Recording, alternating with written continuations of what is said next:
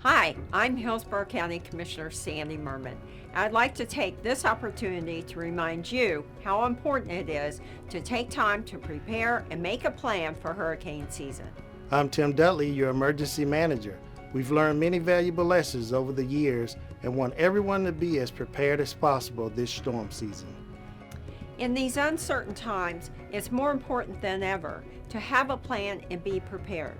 COVID-19 has shown us that coming together as a community and being resilient is key. Our team is working hard to keep Hillsborough County ready for any disaster and to provide our residents with resources in case of a hurricane. To make sure you're ready this year, the first thing you need to do is to sign up for HCFL Alert. You'll receive current emergency information by phone or email. Next, make a plan with your loved ones. Knowing your evacuation zone and evacuation route is crucial. If you have to evacuate, consider reaching out to friends and families that live outside the evacuation zone to see if they can host you. If staying with friends or family isn't an option, you can always consider hotels or motels outside of the evacuation zones. That's right, Hillsborough County emergency shelters are lifeboats, not cruise ships. They should be considered a last resort to keep your family safe.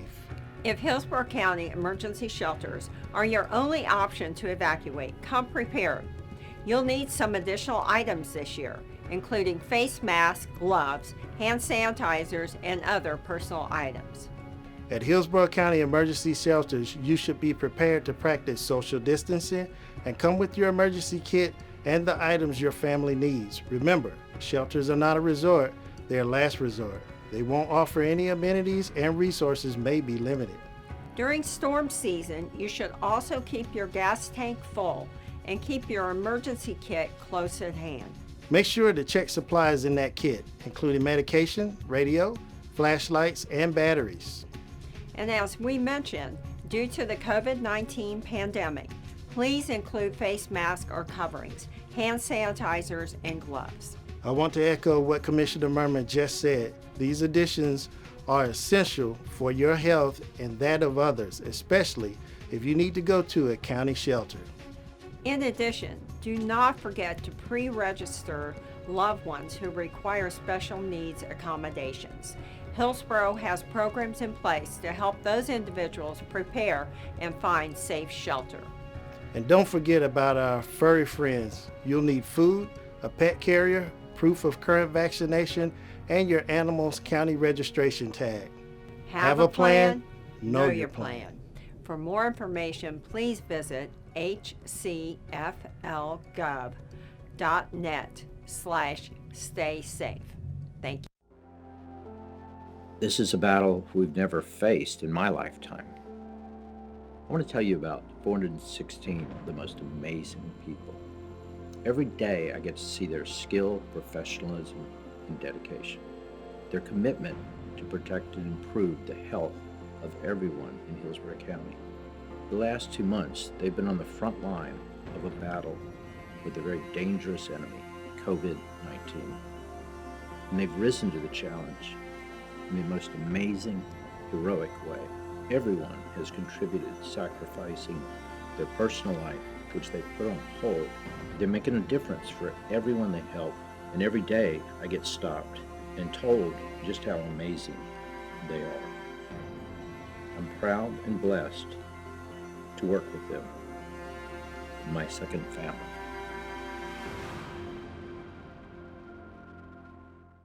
Hillsborough County, along with local and federal health experts, are encouraging residents to wear cloth face masks to cover their nose and mouth when in public to help stop the spread of COVID-19. There are not enough surgical face masks for everyone, and available ones should go to healthcare workers and first responders. It's easy to make your own face mask out of common household items. The CDC and U.S. Surgeon General say you can use an old scarf, cloth bandana or make one using a t-shirt plus 2 rubber bands. Cut part of the t-shirt into a square, fold it from the bottom to the middle, then from the middle to the top. Repeat those steps one more time, then add a rubber band to each side. Bring each end to the middle, then secure around your face. They should fit snugly but comfortably. Cloth face coverings should not be placed on children younger than 2 years of age or people who have trouble breathing. The CDC emphasizes that while wearing a face mask, you should still practice social distancing, stay 6 feet apart from others, and continue other preventative measures such as frequent hand washing. We encourage you to visit hcflgov.net/staysafe for up-to-date information.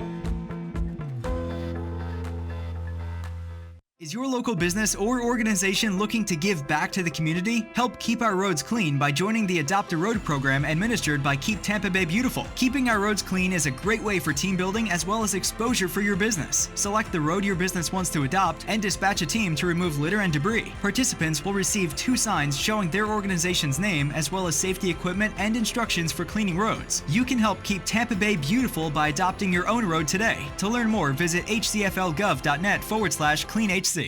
Hello, I'm WWE superstar Titus O'Neil, and today I'm coming to you as a neighbor. You owe it to yourself and those you love to get tested now. Get the care you need and protect your family. Hillsborough County is offering free coronavirus testing and no health insurance is needed. It costs you nothing to get tested.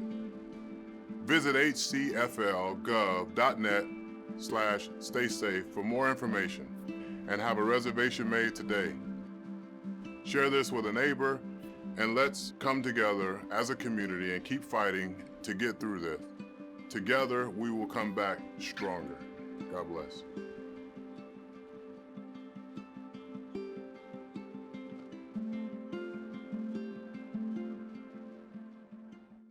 So let's say that Tim here was returning to his vehicle only to find it missing. He may think it was either stolen or towed. Let's not worry too much, Tim. Hillsborough County wants you to know the rules and regulations should you find yourself stuck in this unfortunate situation. Here are a few rules and tips you should know. Rule number 1, permission to tow. Towing services need permission to tow from private property and must post signs with telephone numbers saying that the trespassing vehicles will be removed. If your vehicle is missing, look for a sign and call the number. Rule number 2, communication. As soon as your vehicle is delivered to the local towing facility, towing services must notify local law enforcement within a 30-minute time frame, and they must return calls from vehicle owners within 1 hour. Helpful tip number 1. Law enforcement can help motorists determine if their vehicle has been towed. If you don't see a posted sign, call the authorities on the non-emergency line. Rule number 3. Retrieving your vehicle during a tow. Most people are unaware that you can still retrieve your vehicle while connected to the tow truck. For a drop fee of no more than half the towing rate, the tow truck operator must release the vehicle to its owner. When it comes to payment, tow truck drivers must accept the following: debit, cash, cashier's check, or money order. Rule number 4, personal property. If the owner is unable to pay the drop fee and their vehicle is in the hands of the towing company, owners still have the right to retrieve personal property from their vehicle. Helpful tip number 2. Having a registration and title in your name will make it easier to recover your vehicle. Tow companies will not hand over the vehicle if you are not the registered owner, unless you have an original notarized affidavit signed by the registered vehicle owner. Remember, Hillsborough County is here to help you. For complete, detailed information on towing rules and regulations, please visit us at hcflgov.net/consumer protection or give us a call at 813-635-8316. Hillsborough County has opened a majority of its conservation parks, trails, and nature preserves to give residents additional options for recreation and exercise. While parks can provide an escape and excitement, county leaders are urging residents to take precautions to protect themselves. To help stop the spread of COVID-19 while in public places, use common sense. Stay home and avoid parks if you're feeling sick. Practice social distancing. Avoid groups or gatherings larger than 10 and stay at least 6 feet from others while exercising. In addition to social distancing, Hillsborough County leaders continue to urge residents to wear cloth face coverings when in community settings. Bring your own water. Though parks are opening, many amenities will remain closed. Prepare for your visit by packing necessary items like hand sanitizer, and it's a good idea to bring your own disinfectant wipes to wipe down any public surfaces before touching or when touching public equipment. But remember, don't flush them after using. Residents who do not abide by the social distancing requirements or listen to instructions from county staff while enjoying the parks will be asked to leave the property. We encourage you to visit hcflgov.net/stay safe for up-to-date information. Hillsborough County has teamed up with the Department of Health and other public health and safety agencies to address any impacts the virus may have on our local community. To help prevent the spread of the coronavirus, here are a few tips you should know. Practice proper hand washing by using soap and water and wash for at least 20 seconds. Use alcohol-based hand sanitizer if you cannot wash. Avoid touching your eyes, nose, and mouth. Cough and sneeze into a tissue and throw it away. Clean, high-touch surfaces frequently. Some examples include doorknobs, credit and debit cards, cell phones, keyboard and mouse devices, and toilet handles. Stay home if you're feeling ill. If you have any flu-like symptoms, avoid contact with the public. Avoid sharing personal items in spaces with those close to you. Seek medical care early if you're feeling sick. Symptoms of the coronavirus can include fever, coughing, and shortness of breath. Seek medical care if you develop these symptoms or if you've been traveling or have been in close contact with a person who has traveled from an area with an ongoing spread of COVID-19. We encourage you to visit hcflgov.net/stay safe for up-to-date information and tips.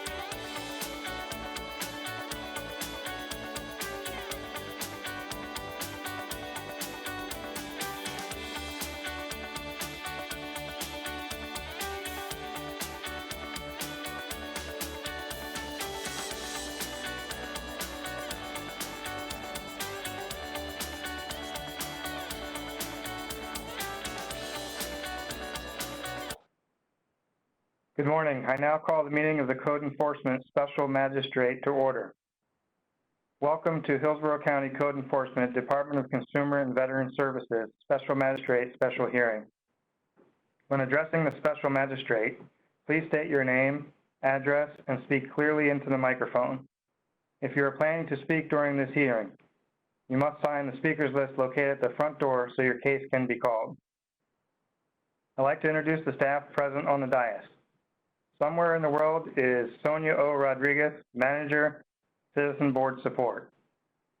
I am Dr. Thomas Santarlis, the Special Magistrate, appointed by the Hillsborough County Board of County Commissioners. Cherie Murphy is a Senior Assistant County Attorney, and Rabia Smith is a Recording Secretary. The basic process for this hearing is as follows. Ms. Rodriguez will conduct the oath of witness. Your case will be announced. Officers will present their evidence on your case. You will be allowed to rebut the evidence and explain what has occurred. I will close the hearing and announce the decision. I may ask questions and allow other witness testimony if necessary. If you have not complied by paying the past due citation penalty fine and correcting the original violation within the time ordered, you will receive a notice in the mail. By law, you have 10 days to contest that notice. Otherwise, it will be considered correct and against you. Your license, permits, and certifications will be suspended. For each ordinance under trespass towing section 50-192 subsection B and vehicle for hire section 10-594B, persons violating these ordinances may be subjected to prosecution in the name of the state of Florida and in the same manner as misdemeanors. By law, you also have 30 days from the date of my order to appeal my decision to the Circuit Court under Florida Statute 162.11. Any person who decides to appeal the Special Magistrate decision will need a record of the proceedings. The record is comprised of the testimony and evidence upon which the appeal is based. It is your responsibility to ensure that a verbatim record of the proceedings is made. By law, you have 30 days from the date of my order to appeal my decision to the Circuit Court. Presentations by the county, respondents, and opposition must be kept to a maximum of 10 minutes each. The Special Magistrate may recess at 12:30 p.m. and reconvene at 1:30 p.m. to conclude his business if needed. If you have any questions, these rules are outlined by Hillsborough County Code of Ordinances and Laws, Chapter 14, Article 2, Section 14.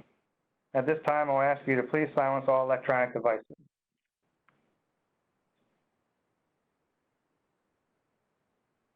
Good morning. All county staff who will be testifying for the vehicle for hire hearing, please stand and raise your right hand to take the oath. Do you swear or affirm the testimony you're about to give will be the truth, the whole truth, and nothing but the truth? Thank you.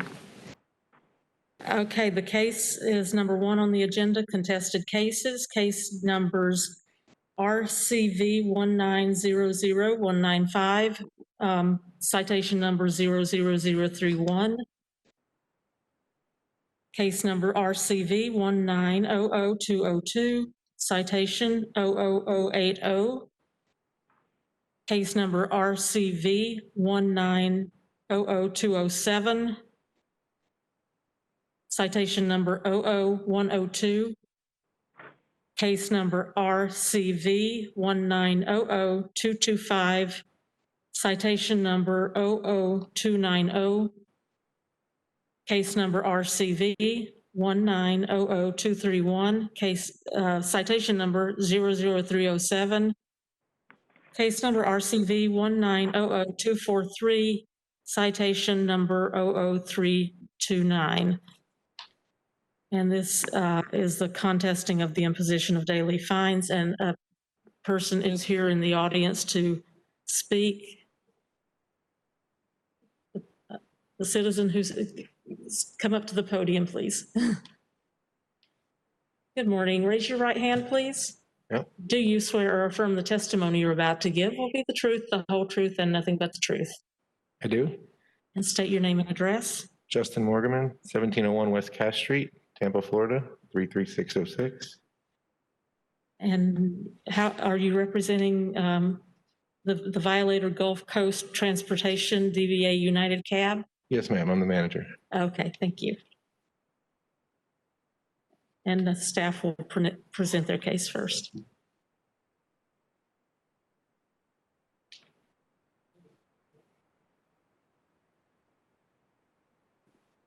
Good morning, sir. My name is Daryl Brown, Hillsborough County Regulatory Compliance. The address is 2709 East Hannah Avenue, Tampa, Florida.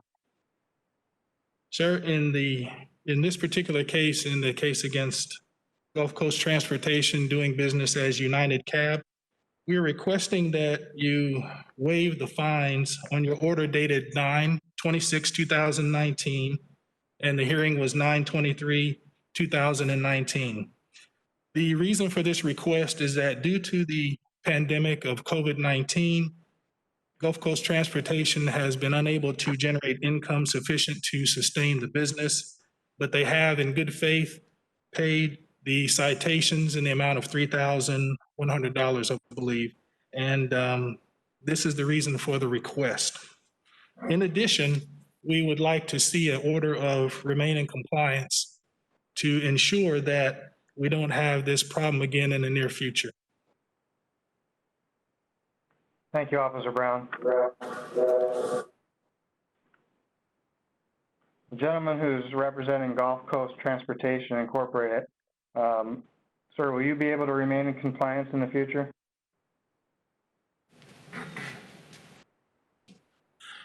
Yes, sir. This whole thing was actually a misunderstanding last year.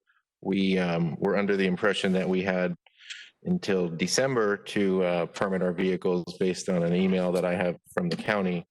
And because of that miscommunication, the county actually, the tax collector waived our late fees on the permits as well. And this year, we will not make that same mistake. We obviously will know the deadline since we had this happen last year. Thank you, sir. Is there a representative from the Hillsborough County Tax Collector's Office in the room? Yes, sir, we're on the phone. I don't believe so. Ma'am, did you waive the late fees on the permits? Yes, sir. I would, yes. That's Okay, very good. Not that we are aware of, sir. We don't know. There has not been any late fees as of this particular writing or this particular hearing. The tax collector did in fact waive the late fees. We charged one late fee on the certificate, but waived them all on the permit. Very good. Thank you, ma'am. Is there any other testimony from any other parties? not from me. Okay, based on the recommendation from Officer Brown and the testimony from the Hillsborough County Tax Collector, I rule in all the above noted citations and case numbers that the fines be waived and that the violator remain in compliance.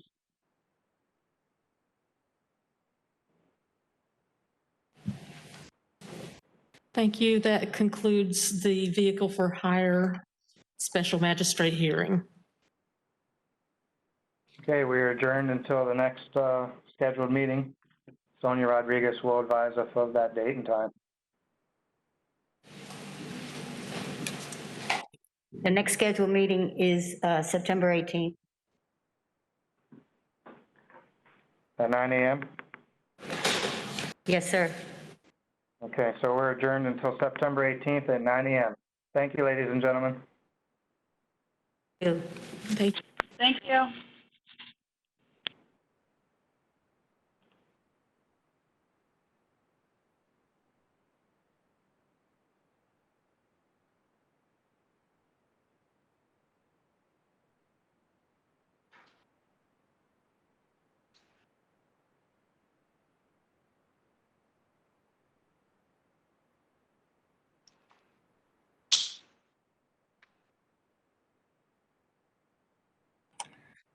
Okay, sir, Brian, if you let us know whenever you're ready, and we can count you back down. Okay.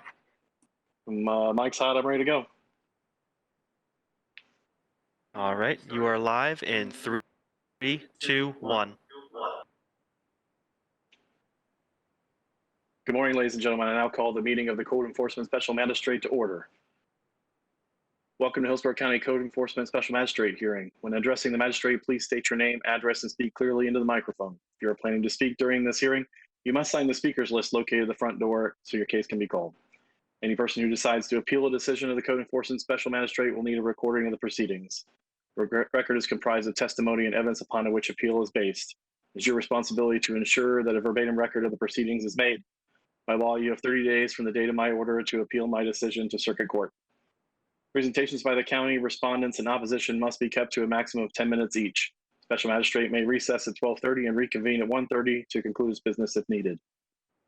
The basic process for this hearing is as follows. Ms. Meyer will conduct the oath of witness. Your case will be announced and staff will present their evidence on your case. You'll be allowed to rebut that evidence and explain what has occurred, and then I'll close the hearing and announce a decision. I may ask questions and allow other witness testimony as necessary. Depending on my order, the county staff may later have to conduct an inspection to see if you have complied. If the staff believes you have not complied, you'll receive a notice in the mail. By law, you have 10 days to contest that notice, otherwise it will be considered correct and a lien may be filed against your property. For false alarm or water resource cases, if you have not complied by paying the past due burglar alarm fine or water resources penalty fine within the time ordered, you will receive a notice in the mail, and by law, you have 10 days to contest that notice. Otherwise, it will be considered correct and a lien may be filed against your property. If you have any questions, these rules are outlined by Hillsborough County Codes of Ordinances and Laws, Chapter 14, Article 2, Section 14. Before we begin, please silence all electronic devices. All county staff for this hearing, please stand and raise your right hand to take the oath of witness.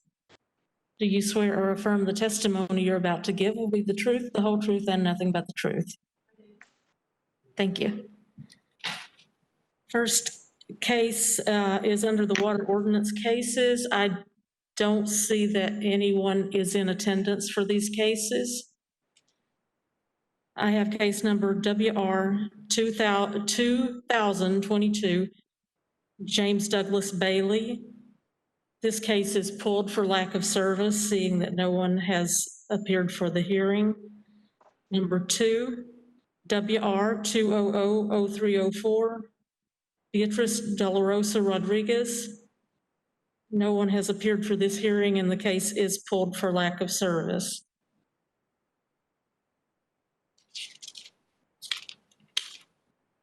Page 3, landscaping and natural resource cases. Number 3, L195396. The owner is Stephen G. Segraves. Location 4026 McIntosh Estates Lane. We have service, and Mr. Segraves is virtually appearing at this hearing, and there are also some other witnesses. Need to give the oath of witness to the owner first.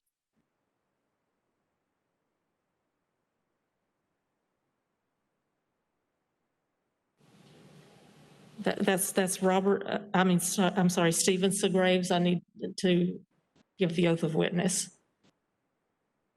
Okay, I'm ready. Mr. Segraves, please raise your right hand. Do you swear or affirm the testimony you're about to give will be the truth, the whole truth, and nothing but the truth? I do. Your name and address for the record. Stephen Segraves, 4026 McIntosh Estates Lane, Plant City, Florida, 33565. Thank you. The other parties I have 2 more virtual. James Duncan, if I could have James Duncan on screen to take the oath. Is James Duncan? Okay.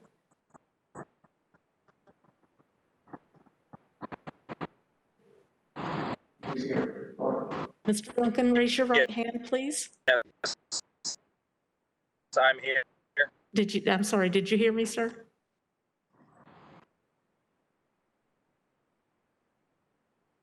Thank you. Do you swear or affirm the testimony you're about to give will be the truth, the whole truth, and nothing but the truth? Yes, ma'am. Thank you. And state your name and I do. address. My name is James E. Duncan. My address is 4022 Cucumber Lane, Plant City, Florida, 33565. Thank you. Kevin Gregory?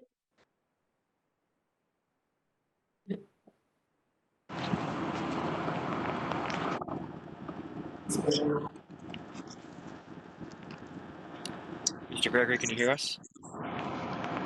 Yes, Okay, we can hear you. this is Kevin. Is he's here? Oh, there he is, okay. Yes. Mr. Gregory, please raise your right hand. Wave it around so I can see it. Do you swear or affirm the testimony you're about to give will be the truth, the whole truth, and nothing but the truth?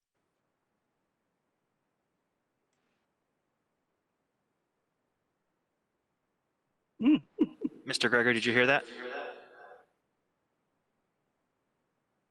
We're I not do. getting any audio. 1 second. Do it again. Mr. Gregory, can you repeat I said I do. I can't hear him. Could you repeat swearing? Okay. Do you swear or affirm the testimony you're about to give will be the truth, the whole truth, and nothing but the truth? Audio on Mr. We Gregory. can't hear you. Stand Can by, you hear me please. now? Yes, sir. I do. Okay, state your name and address for the record, sir.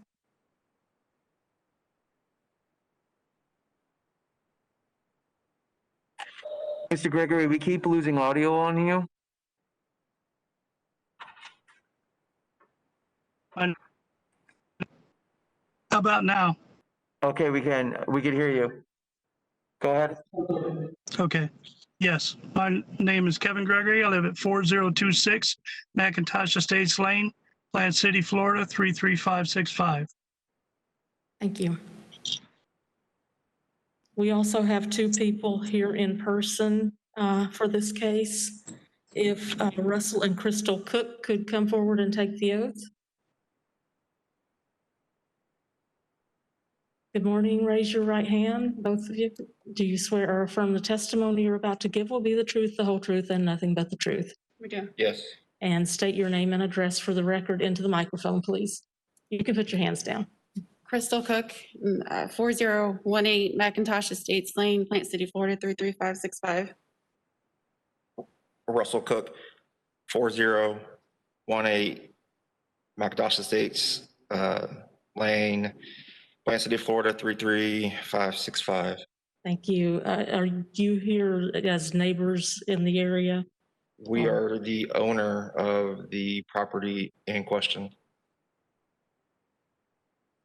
Okay. Oh, adjacent to the property of this case, right? Yes, yeah, okay. That's correct. Okay, if you would have a seat and we'll call you up later. Okay, and then county staff will present their case first. This is Krista Hull with the Development Services Department, Environmental Supervisor. This is case L 195396. Property owner and violator is Stephen G. Graves. Violation address 4026 McIntosh Estates Lane in Plant City. This is a violation of unpermitted excavation and filling. Ordinance violated is section 4.01.03. First inspection, April 1, 2019. First notice, April 4th, 2019. Last inspection, August the 13th, 2020. 4 inspections. The first slide was given to us by the Cooks in regards to their property and a survey of the condition of the property prior to when the work was conducted by Mr. Segrave's party involved with this changing. What my understanding is this pond area in the property, he went in there and he cleaned out and expanded, and when he did that, he removed some materials from their property and put it on his property. My understanding is that that was conducted by Mr. Duncan. This is a picture that was taken by the inspector on April 1, 2019. Would like the inspector to describe the information here. James Rauch, Environmental Code Enforcement Officer. Came out to the site, a complaint of unpermitted digging and excavating. And we found that the property owner on the back of the property where the lowland was hired a third party to excavate area for better drainage for his property. And in so trespassed onto the complainant's property and dug part of that lowland out also without a permit. And then put the material that was taken from the pond area onto his property on the back.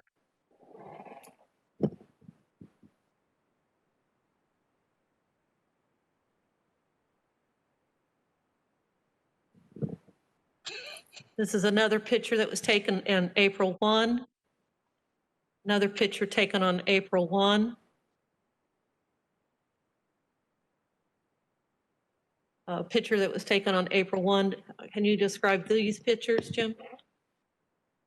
The property had a slight drainage to the driveway to the west. And this is just a picture showing the drainage underneath the driveway. Before it was pretty much level with the areas on each side of the driveway, and now it's excavated down to the bottom of the culvert. This was a follow-up inspection on June 5th. No alterations have been changed or any corrective action. August the 13th, as you can see in this picture, there's overgrowth, no changes or corrective action. The county is recommending that Mr. Segraves submits a natural resource application to address the changes to the land, the disposed fill materials, stormwater requirements within 30 calendar days. Obtain the permit after receipt of a complete application within 60 calendar days.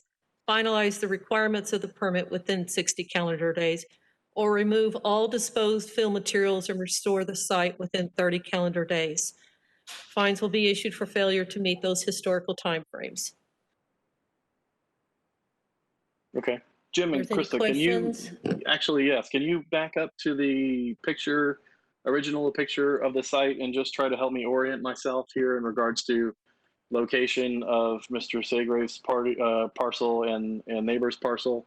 Are we pulling dirt from one end to the other? Whose building is that straight ahead? Where are we going? Okay, Jim will help you with that question. Perfect. The building we're seeing on the right here is the violators building. The property line actually runs through the center of the pond. One of the later pictures show a red line that the owner has strung across the pond to show the actual property line.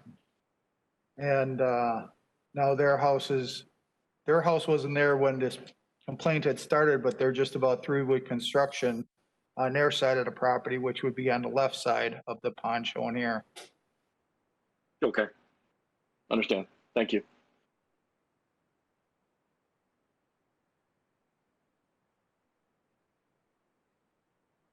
Okay, Mr. Segraves? Yes. What can you tell me? In January of 2019, James Duncan Jed texted me, and his text read, "Do you mind if I dig out the pond in order to improve drainage?" And I called him and we had a discussion because I did not have a drainage problem. But the neighbors, especially his property, but all the neighbors in the area were having drainage problems. And we discussed, and my understanding from him is that he contacted and researched and found out that maintaining a pond or a drainage area did not require a permit, as long as no changes to the size or the original area was affected. He asked for my permission to proceed, and I told him to talk to the Cooks who had bought the property that shared the pond with me about the issue, and if they approved, I was fine. If he wanted to access a backhoe and clean out or do maintenance on the pond to improve drainage. I did not contract with him. No money changed hands. He just asked for my permission to access the pond to clean it out and improve drainage in the area. The original plan was he was going to haul off any dirt that came out of any material that came out of the bottom of the pond. Afterwards, he had dug it up and put it on the front of my property, or the back of the pictures that you saw before he could haul it off. And he asked if I would mind if he would leave it there, if he spread it out and just mound it in that area. And that was fine for me. So all the material that came out of the pond was put on the front of my property. So I've been confused all along, since I did not request this to be done, and I did not pay for it to be done. The Cooks and I split that property or that pond drainage area, and it seemed to me that improvement in drainage has benefited everyone in the area. But my first contention is, why am I in the middle of this issue? Why am I the defendant in this, since I did not do the work, I did not contract for the work, and I was not there when the work was done. And that's why I have Kevin Gregory, who's a renter of mine and was there when the work was done, as a witness. Do you have any written agreements with Mr. Duncan or any other neighbors in regards to making improvements in this area? I don't have any written agreements. Mr. Duncan has some sworn statements from other neighbors regarding what happened at the time. And since I wasn't there, I can only go from hearsay. Understand. Okay. Anything else you'd like to add before I hear from the rest of the testimony? No. Other hosts? Okay. Fantastic. Well, let's go on through the list here and talk to everybody else, and we'll come back around. Mr. Duncan. Yes. Good morning, sir. Good morning. Can you tell me a little bit about what happened, how this transpired, and conversations and the like, please? Yes, sir. Absolutely. I live at 4022, which is parallel with Mr. Saygrave's property right next door. The property in front of mine had flooded.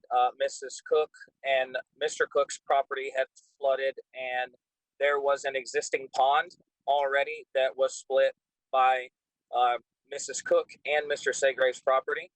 I contacted Steve first to see if it was okay if I cleaned out all the muck in the pond. And he said, yes, that was fine, to make sure that I contacted Crystal. I contacted Crystal via Facebook, and I gave her my phone number. Then she texted me. We spoke. There was a long discussion about what to do. She had a different idea of what would improve drainage than the idea that I had. That was maintain the existing pond. So I said to her, I said, well, what if I just clean out the culvert area on your side and I will leave the rest of your side alone? And she responded to me and said, okay, that's fine. Don't quote me on, I have the screenshot. That's all I have, as of a written agreement from Ms. Cook. So what I did, I have access to an excavator. I haul heavy equipment, so I gained permission to use one. I went on to Mr. Segrave's property with his permission, and I cleaned out the culvert area on both sides to improve the drainage from the pond out to the west and then out the adjacent properties. I only maintained and dug out the muck from Mr. Segrave's side to the best of my knowledge, because there was no like straight property line markers at the time. It was overgrown, it was full. All I could do is tell where the water had been at one time from the existing pond. So I did, to the best of my knowledge, I cleaned out all the way around until I got to about the halfway point of where I believed that Mrs. Cook's property started, and that's where I stopped. And I piled all the material onto Mr. Segrave's property, and we ended up smoothing it out, and he actually planted bushes across of it, and it looks nice now. Since then, there has been no maintenance. I know it's overgrown. I didn't know what the next process was. I don't mind maintaining the pond. I don't mind spraying the pond. I just don't have permission. And the last thing that I wanted to do at this time was to cause more issues from anyone around. Since the pond has been maintained, there's been significant drainage. It doesn't flood anymore. All the water goes down the sides of the property into the pond. It goes out to the west and out to the east canal, which runs parallel with our properties back on the 360 acres that are behind us, owned by the city of Plant City. So I do have pictures, if you need to see them, of the pond that was all the way dry recently this summer. And you can see in good faith where there's a line down the center where it was cleaned out and the other side was left alone, other than the culvert area, which was agreed upon by me and Ms. Cook. Okay. Thank you, sir. Oh, at no time did I put the excavator on Mrs. Cook's property to excavate any of her property. All the excavation was done from Mr. Segrave's property and brought onto his property, including the culvert area of Ms. Cook's. Okay, I appreciate you clarifying that. Yes, sir. All right, well, let's continue with our testimony. You have anything else you'd like to add, or? No, sir, thank you. Sorry, I didn't mean to cut you off there. Okay, let's continue on down with our next folks that signed in. Mr. Gregory, it is? Mr. Gregory, are you there? Yes, sir. Excellent. Good morning, sir. What can you tell me? Pretty much the same thing. I've lived there. I'm a renter from Mr. Segrave's. I've lived there, I guess, 7 or 8 years. And prior to the pond being cleaned out, it did flood bad in all those properties to the south of Segrave's and also to the east where Mr. Duncan lives. And at one point, the road was so flooded, I actually had to use Mr. Segrave's four-wheel drive truck to get in and out to go to work on the road. We did improvements to the driveway, which is shared by the Cooks and the people in front, all the way up to the hard road. And there's pictures where it just looked like a lake up there all the way across.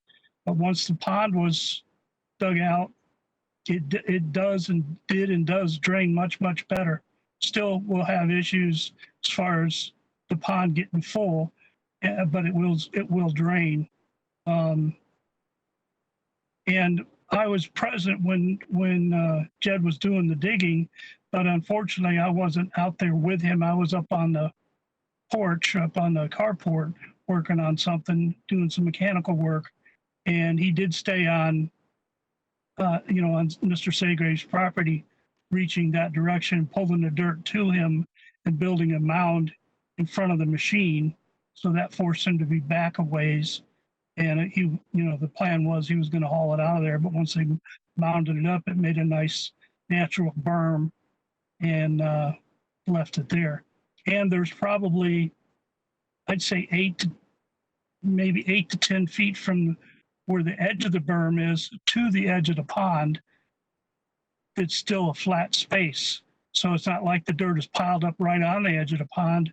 It's pulled up and then there's grass and then the berm. So I don't know how far his machine can reach out, but it did make a difference. That's about all I can tell you on it. Excellent. Okay. Thank you. You're welcome. And I believe Mr. and Mrs. Cook are in the audience. I'd like to hear from them. If you guys can come up.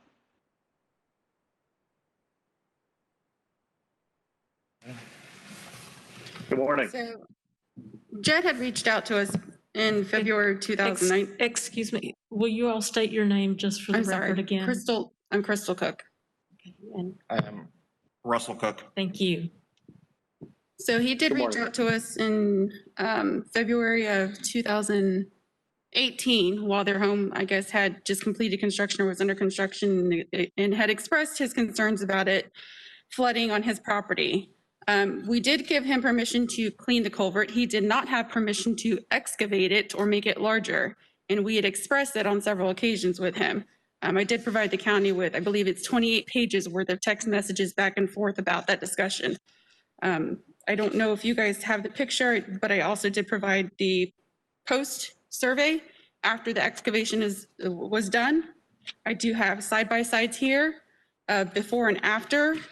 And he was aware of where the markers were because the property had just been surveyed. So none of the markers where the surveys came out had been moved or altered.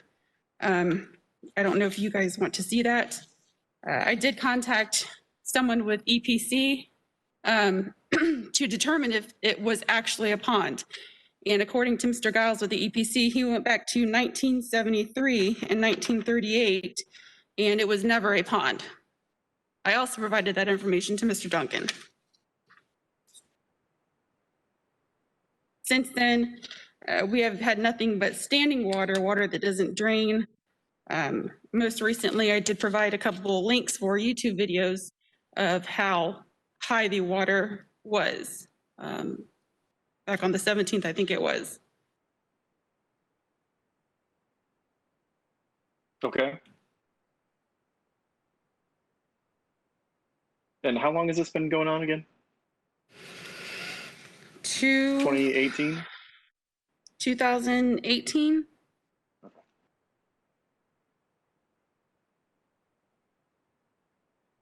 2018. Okay. I think I understand your position. Is there anything else you'd like to share?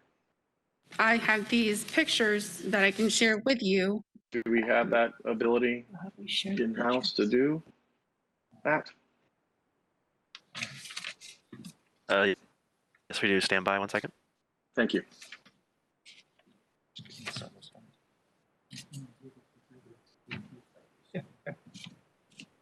Uh-huh.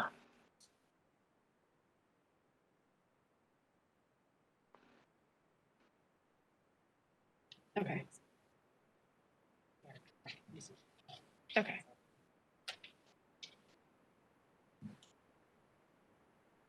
So these pictures are the ones that were provided from the EPC.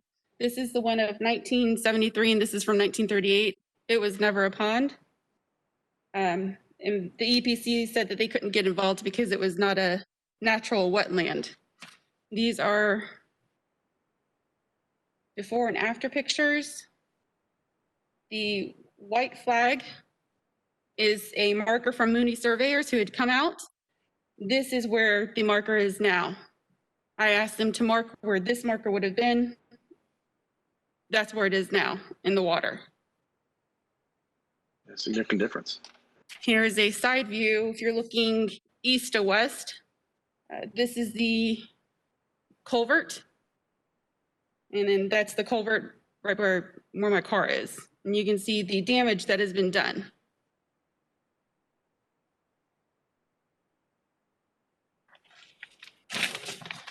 And these are pictures of the excavator that was taken out on February 17th.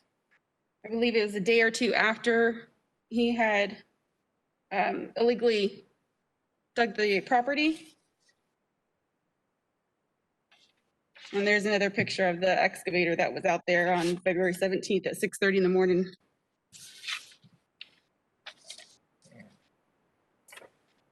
And then here is the survey after the excavation was done.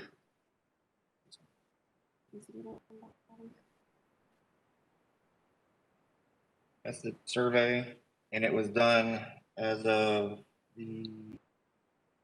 April? the March. March of 2019. March of 19. Okay. The prior survey was done in, I believe, February or, It was done, I think, August or October of 2017, the original survey. here's the original survey. And it was done, the date of this survey, 2017. October of 2017. So as you can see. Can you slide those down a little bit for me and put them side by side? Sorry. Yeah, put them side by side. So. They can't see that. Can't see You have to overlap them so I can side by side. Whoop. Stand by. We're dark. I have the original survey on my screen. Stand by 1 second. Let's do this.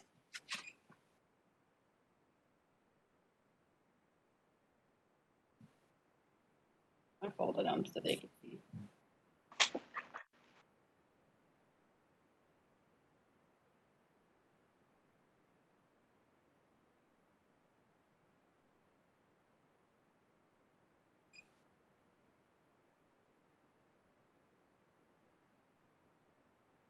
And both of the surveys were done by the exact same survey company. Okay.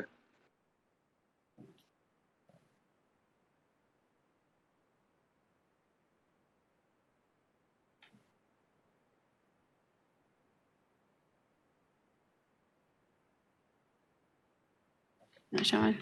So here is the survey that was done in 2017. As you can see, the property line has land between the ditch part, the neck that leads up to the actual culvert that goes under the private drive.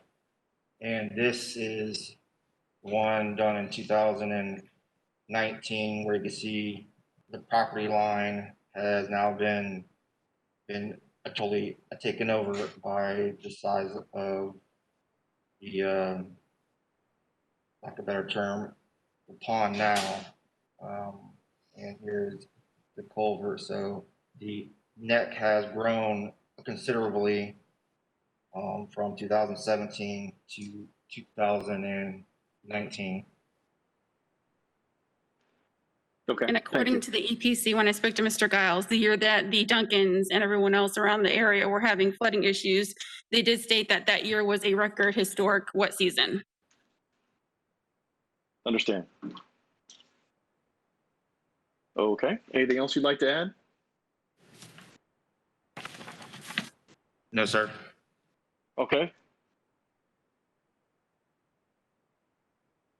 Krista, just for confirmation, I mean, I understand the reasons why these modifications were made, but they don't comply with our LDC because they didn't get permission prior to doing it. They need somebody to go out and go through the process. Is that what our greatest concern is here, or is this the Because negative they impacts on changed other landowners? the lay of the land in regards to changing the grades, they should have had a land alteration permit and permission from all parties. Okay.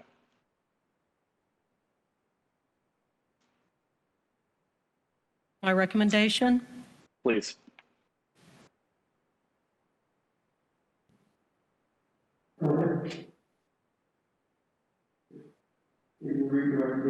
Okay.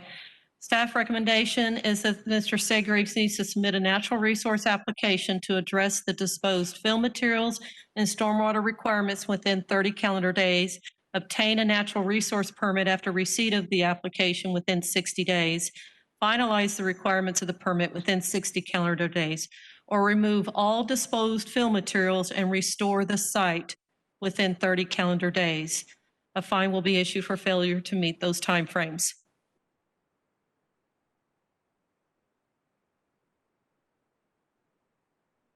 Okay. Before I make a ruling, Mr. Segraves, I give you an opportunity to address anything that might have, the other folks might have spoke of in regards to the your property that we're dealing with. Anything you'd like to add before I make my ruling? Yes, my understanding on both surveys is that the drainage area, for lack of a better term, is shared with myself and the Cooks.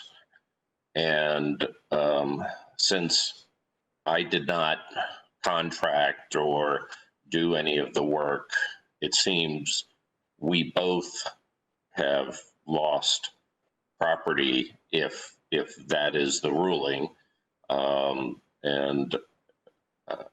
I would like to not be held liable for what was done on our properties, since I did not do it and I did not contract to have it done. To me, this is comparable to giving permission to someone to cross your property to their benefit, and they performing an illegal act while crossing your property. I can't see how I'm the responsible party here. Mr. Duncan has offered to put the material back in the pond or drainage area, and we just wanted to make sure that, and I had met with the Cooks to express that willingness to do, in spite of the fact that it will probably increase flooding on the properties around there. But the first and foremost issue is, why am I a defendant in this rather than an aggrieved party along with Cooks? Well, I think I understand your position, Mr. Segraves, and I think the good news is here, is from what you're saying in your testimony, is that we all sound like we're heading towards the right solution here in regards to getting this taken care of, either putting it back, as you mentioned with Mr. Duncan, or something else. Krista, in regards to Mr. Segraves' comments, can you address staff's position in regards to this property owner and why this is case is being brought forward? The code identifies the property owner is responsible for ensuring permits are pulled for any land alterations. It was our understanding that he gave permission for Mr. Duncan to do land alteration on this property. That would be his contractor. He would have to, handle that issue, whether it was a verbal contract, in a civil manner. But he is ultimately responsible for ensuring permits are obtained. Understand. Okay.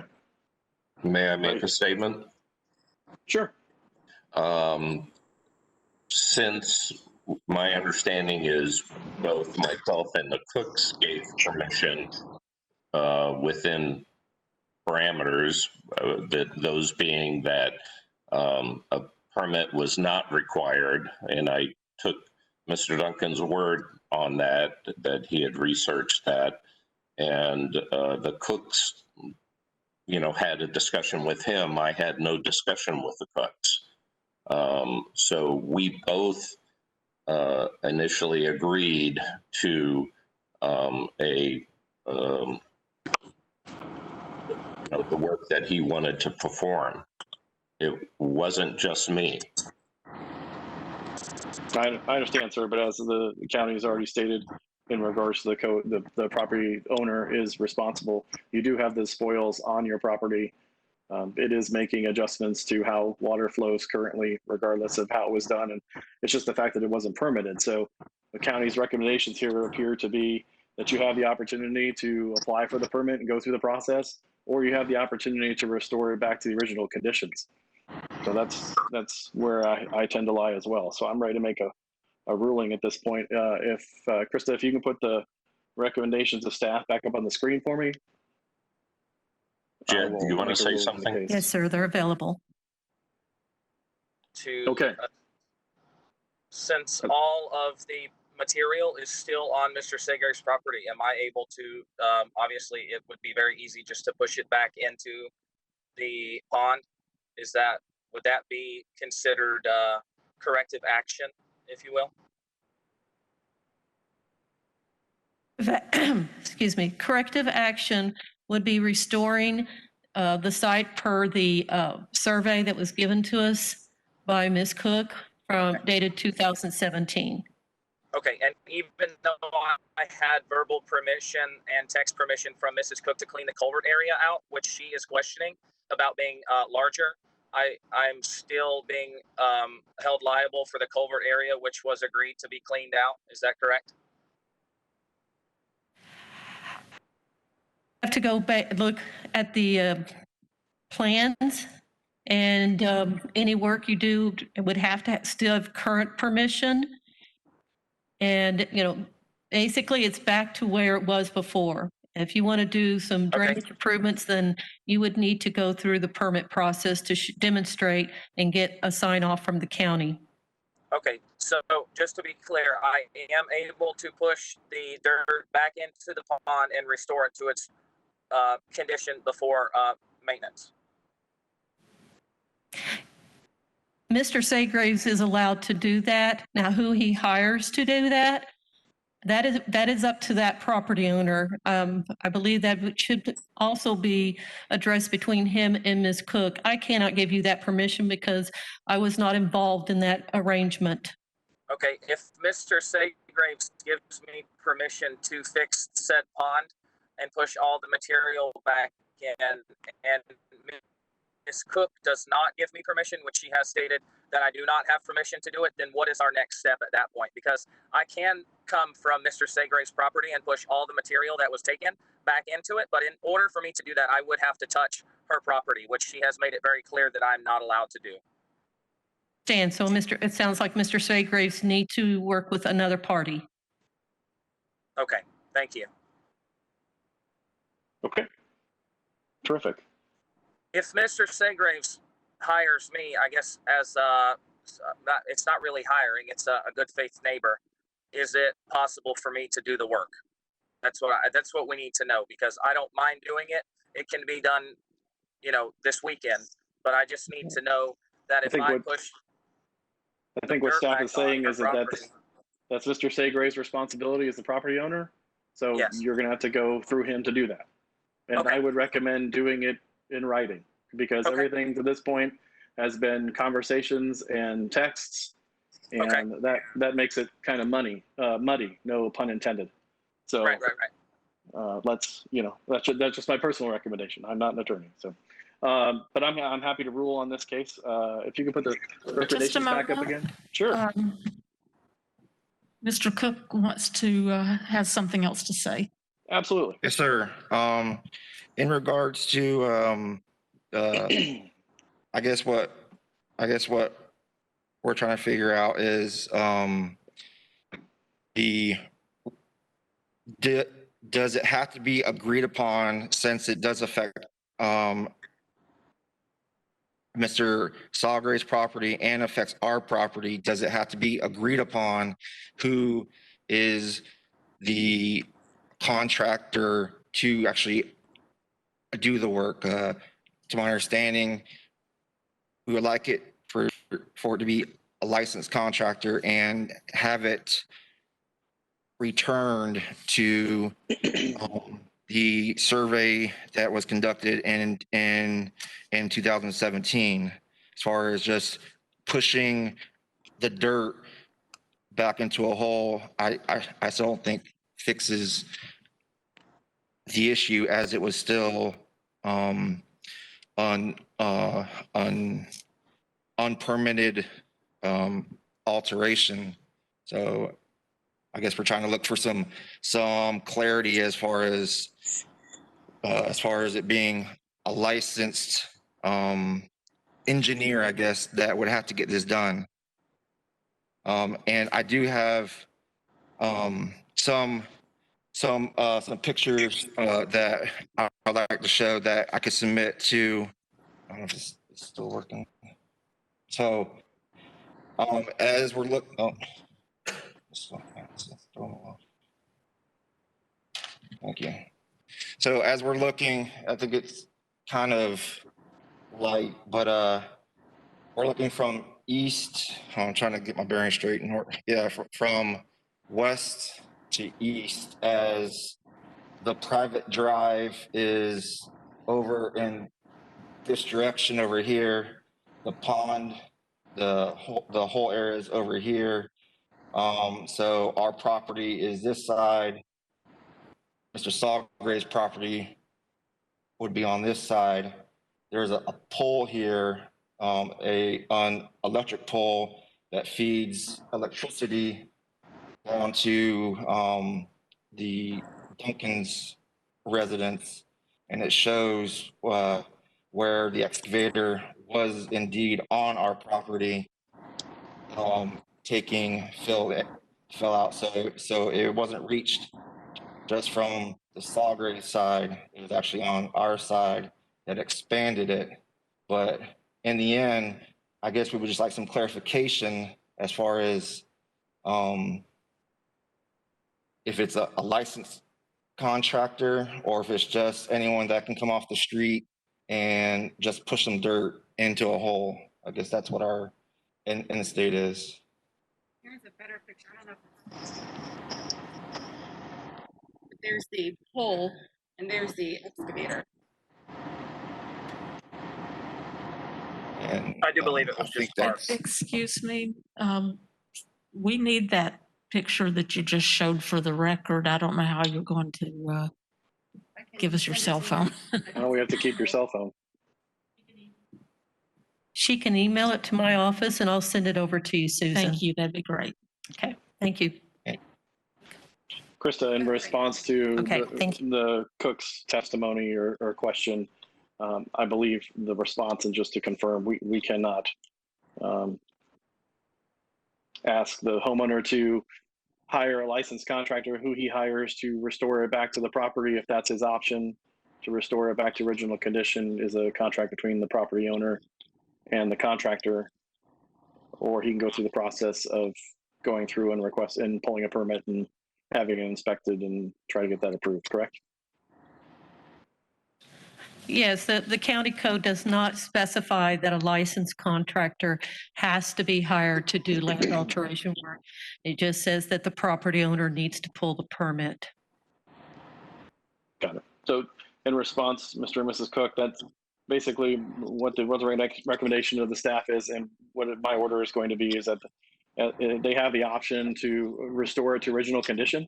So how they do that, if you refuse permission to do that from your side of the property, if you don't want them on your side of the property and they don't have written permission to do that, then they're going to have to find a way. And I think Mr. Duncan already testified that he originally did it from their side of the property. So if that's the case, then he should be able to, or another contractor should be able to restore it to original conditions. And then the county is going to come out and verify that it's been done correctly. If it hasn't been done correctly, then the property owner is going to be held responsible until it is done correctly. Or they have the opportunity to go through the process, through the county, to pull the permit and get it and have the modifications approved. So either way, both of those options are up to the, either option is up to the property owner at this point. Thank you. No problem. Okay. I think I've got the gist of everything. Ms. Hall, if you can put the recommendations of staff back up so I can go through my motion here. Thank you. I move in case L195396 that based on the evidence presented, I find the property is in violation of Hillsborough County Codes or ordinances listed in staff's presentation. Further based on the gravity of the violation, the action taken by the violator and the violator's history. I agree with staff recommendations and request that the homeowner, the property owner, submit to the natural resources application to address the disposed fill materials and stormwater requirements within 30 calendar days. To obtain a natural resources permit after receipt of application within 60 calendar days, and finalize the requirement of permit within 60 calendar days. Or remove all disposed fill materials, and restore site within 30 calendar days. Failure to come into compliance with any of those actions and compliance is not achieved by that date, by those dates announced, a fine of $150 per day be assessed. I just have one question for Krista. The last part, finalize the requirements of the permit within 60 days. Is that from the date they obtain the permit? Are you referring to number 3? I don't. Finalize the requirements of the permit, after the date of issuance of Issue. the permit. Issue. Yes. Thank you. Sorry. Mr. and Mrs. Cook, the photos that you showed need to be left here. We have to keep them for the record. Do I need to leave the surveys because I provided surveys? That should be better in the file. Yes, everything that you showed has to be kept. Susan, I have a copy of that one survey in my presentation, but Okay. not the 2019. Okay. So they could probably keep the 2017? Okay.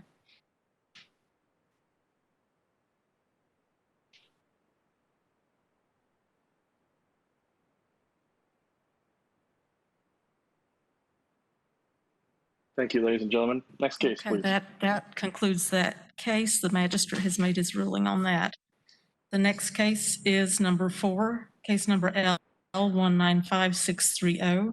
The owner is National Retail Properties LP, location 4811 McIntosh Road.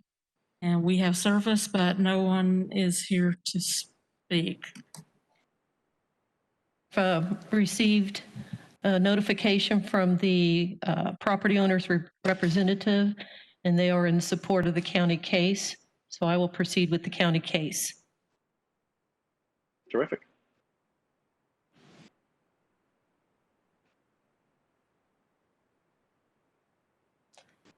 It's Krista Hall with the Development Services Department, case L195630, property owner and violator is National Retail Properties.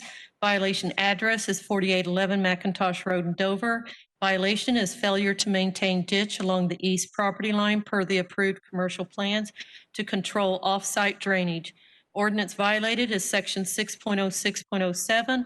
First inspection, August 15th, 2019. First notice, August 19th, 2019.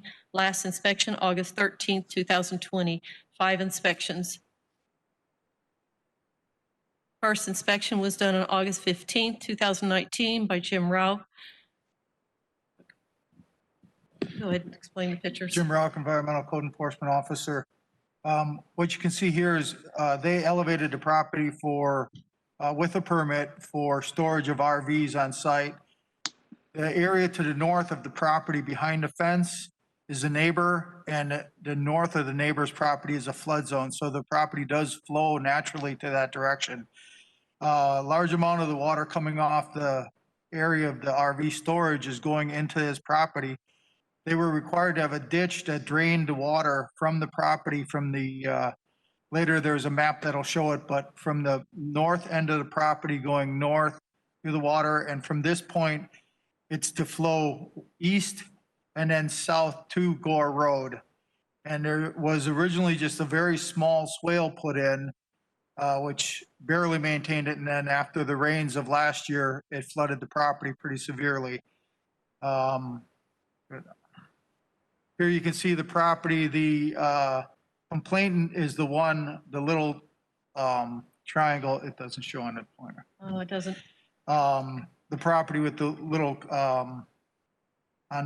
it'd be the top right corner of the little triangle where the blue is of the yellow.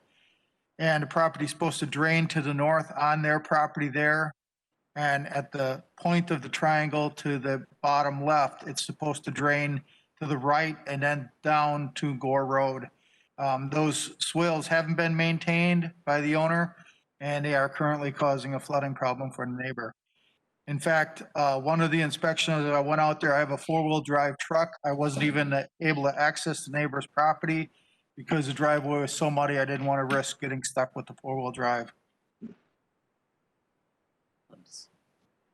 The county is recommending that they restore the ditch per the approved commercial site plans within 15 calendar days, and fines be applied for failure to meet those timeframes. I have spoke with their representative. They have gotten in touch with a contractor this week, and they have agreed to get those ditches restored within the next 2 weeks. And so they are supporting this staff recommendation. Terrific. I like that.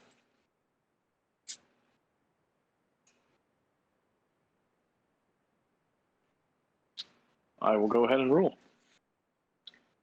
I move in case L 195630 that based on the evidence presented, I find the property is in violation of Hillsborough County codes or ordinances and staff's presentation. Further, based on the gravity of the violation, the actions taken by the violator and the violator's history, I agree with staff's recommendation and ask that the property owner restore the ditches per the approved plans within 15 calendar days. And then I grant 15 calendar days. And if it does not come into compliance within 15 calendar days, a fine of $100 per day be assessed. Thank you, sir. Thank you. That concludes the agenda. I believe you have some minutes to approve, Mr. I do. Lawrence. Yes, I do, please. I move and approve the minutes of March 6th, 2020 for the Code Enforcement Special Magistrate hearing. Thank you. Thank you. And that does conclude the agenda. Ladies and gentlemen, that's all I have. Anything for the good of the group? Could you repeat that, sir? Just making sure nobody has anything additional for the group. Just want to thank you. Thank you. Thank you, ladies and gentlemen. Miss you. Have a great day. Miss you guys too. Stay safe, and this meeting is adjourned.